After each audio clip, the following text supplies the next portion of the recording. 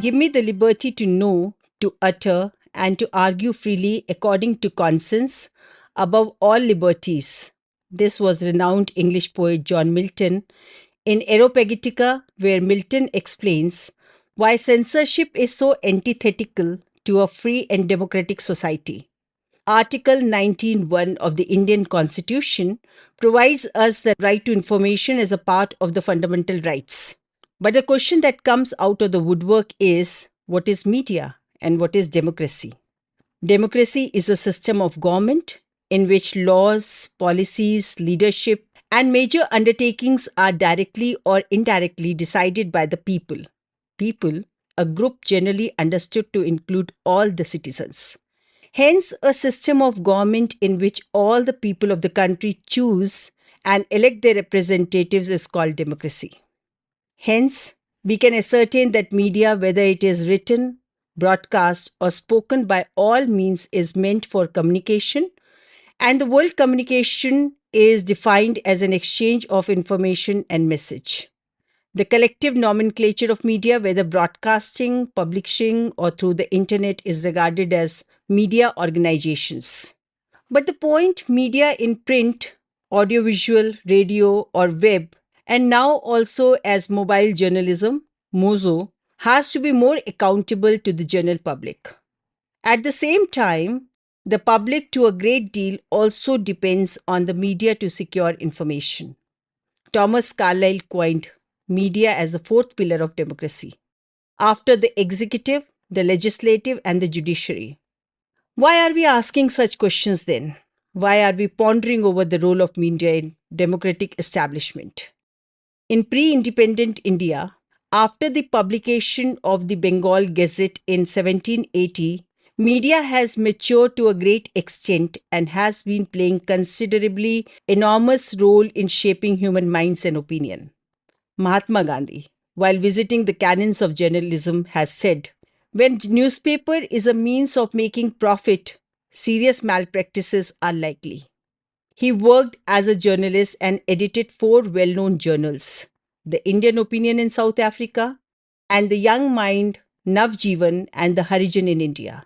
He believed that the sole aim of journalism is service, and the newspaper has 3 objectives: to understand the popular feelings, to give expression to it, and to arouse among the people certain desirable sentiments.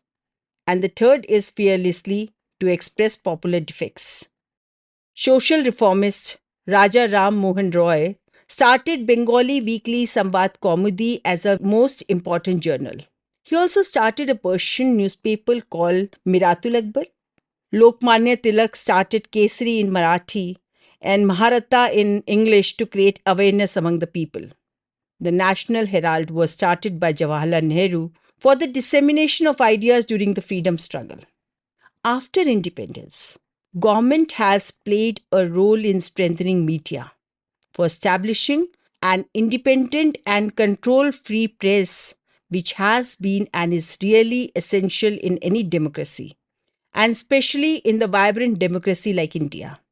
During the framing of the Constitution, there was a confusion regarding the status of media in India under the fundamental right to freedom of speech and expression. Dr. Ambedkar, the father of Indian Constitution, has stated that press is merely another way of stating an individual or a citizen.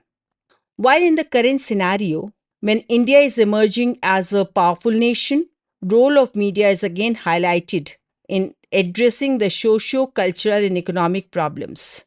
Media freedom shapes the social, legal, political, economic, and the cultural factor.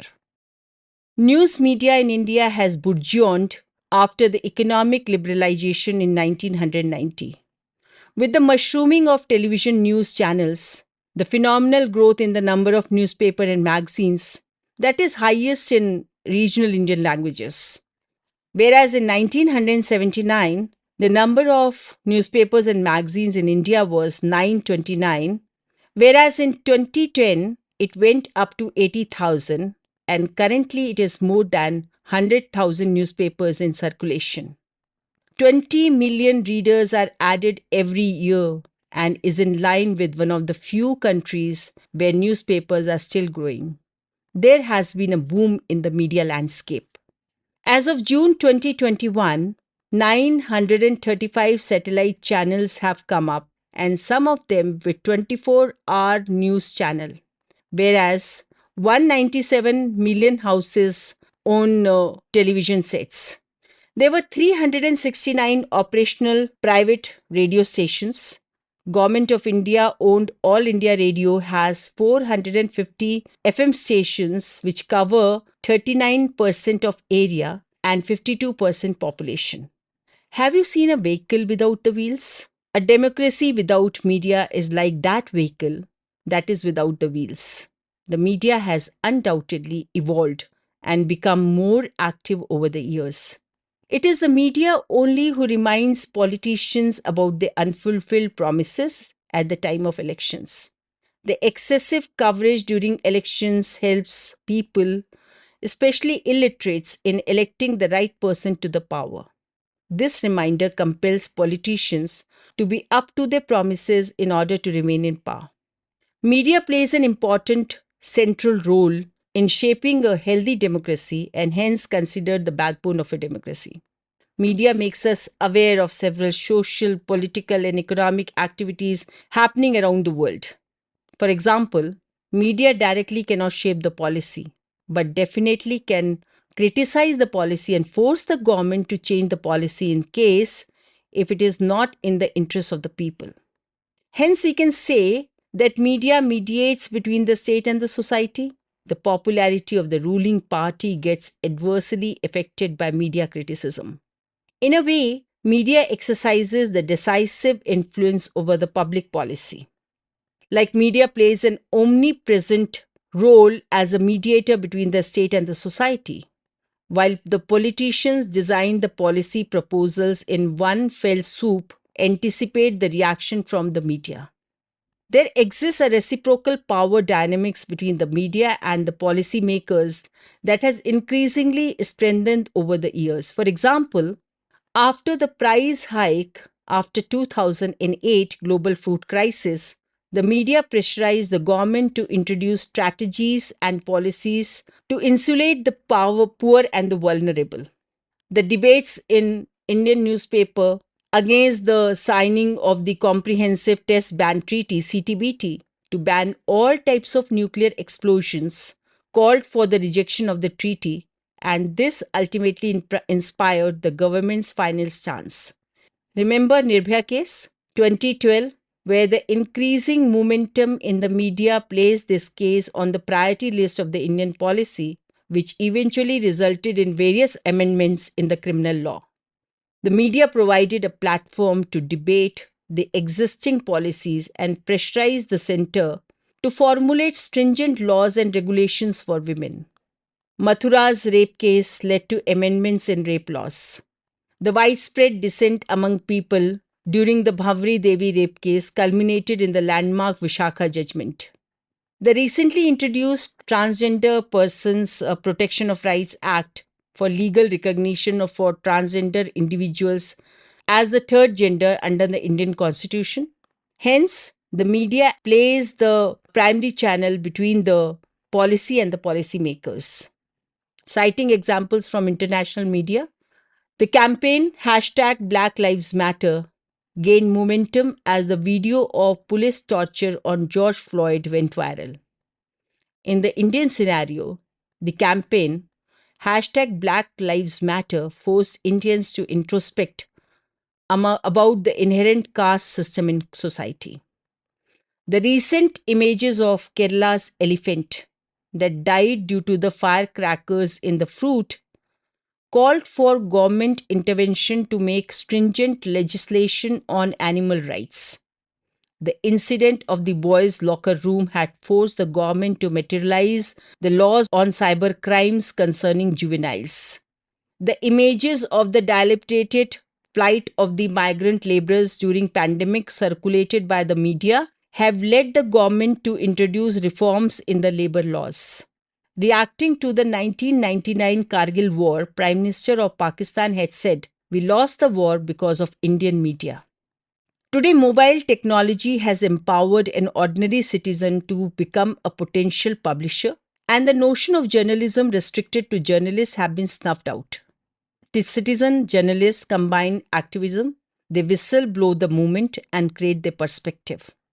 The curious case of CGNet Swara, a mobile phone-based citizen journalism service, has been operating in the remote villages of Chhattisgarh, a richest reservoir of coal and iron ore. The evolution of the free press has been a positive side of media explosion. They hold those in power to account like none other Indian institution, largely exposing their faults and inadequacies.